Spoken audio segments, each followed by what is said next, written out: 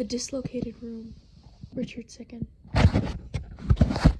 It was night for many miles, and then the real stars in the purple sky, like little boats rowed out too far, began to disappear. And there, in the distance, not the promised land, but a Holiday Inn, with bougainvillea growing in the chain link by the pool. The door swung wide open. Twin beds, twin lamps, twin plastic cups wrapped up in cellophane. And he says, "No, Henry, let's not do this. Can you see the plot like dotted lines across the room? Here is the sink to wash away the blood. Here's the whiskey, the ripped-up shirt. Here is the tile of the bathroom floor, the disc of the drain, punched through with holes. Here is the boy like a sack of meat. Here are the engines, the little room that is not a room, the Henry that is not a Henry, the Henry with a needle and thread, hovering over the hollow boy passed out on the universal bedspread. Here he is again, being sewn up. So now we have come to a great battlefield. The warmth of the fire still burning, the heat escaping like a broken promise. This is the part where you wake up in your clothes again.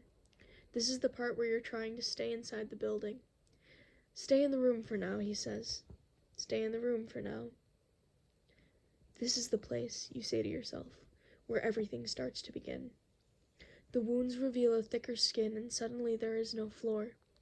Meanwhile, there is something underneath the building that is trying very hard to get your attention. A man with almond eyes and a zipper that runs the length of his spine. You can see the shadow that the man is throwing across the linoleum, how it resembles a boat, how it crosses the tiles just so, the masts of his arms rasping against the windows. He's pointing at you with a glass of milk, as if he's trying to tell you that there is some sort of shining star now buried deep inside you, and he has to dig it out with a knife. The bell rings, the dog growls, and then the wind picking up, the light falling, and the window closing tight around the dirty rain. Here is the hallway, and here are the doors, and here is the fear of the other thing, the relentless thing, your body drowning in gravity. This is the in-between, the waiting that happens in the space between one note and the next, the part where you confuse his hands with the room, the dog with the man, the blood with the ripped-up sky. He puts his hands all over you to keep you in the room. It's night, it's noon, he's driving, it's happening all over again.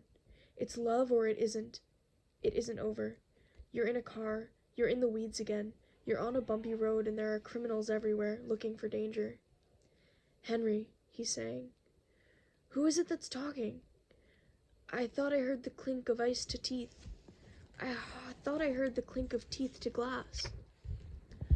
Open the door and the light falls in. Open your mouth and it falls right out again. He's on top of you. He's next to you. Right next to you, in fact. He has the softest skin wrapped entirely around him. It isn't him. It isn't you. You're falling now. You're swimming. This is not harmless. You are not breathing. You're climbing out of the chlorinated pool again. We have not been given all the words necessary. We have not been given anything at all. We've been driving all night. We've been driving a long time. We want to stop. We can't. Is there an acceptable result? Do we mean something when we talk? Is it enough that we are shuddering from the sound? Left hand raising the fork to the mouth, feeling the meat slide down your throat, thinking, my throat, mine. Everything in this cone of light is mine. The ashtray and the broken lamp, the filthy orange curtains and his ruined shirt. I've been in your body, baby, and it was paradise. I've been in your body and it was a carnival ride. They want to stop, but they can't stop. They don't know what they're doing. This is not harmless. The how to touch it? We do not want the screen completely lifted from our eyes, just lifted long enough to see the holes. Tired and sore and rubbed the wrong way, rubbed raw and throbbing in the light, they want to stop, but they don't stop. They cannot get the bullet out. Cut me open and the light streams out.